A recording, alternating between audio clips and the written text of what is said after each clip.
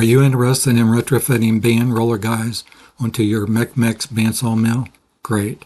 I put together detailed instructions, example pictures, and dimension drawings.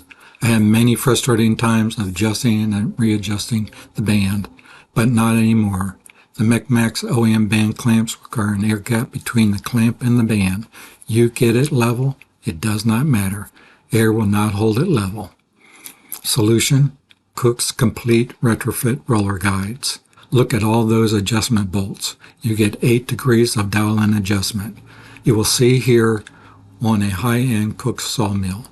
Rollers make direct contact flat on the band with pressures that keep it flat in all directions. No air gap. Metal tubes are welded onto the Cook's adjustment tube. Modification of the sawmill's travel push rod and vertical clamp holders are needed to accommodate the insert tube and lock it in place. My instructions make it easy to do. Get the instructions package now. Thank you.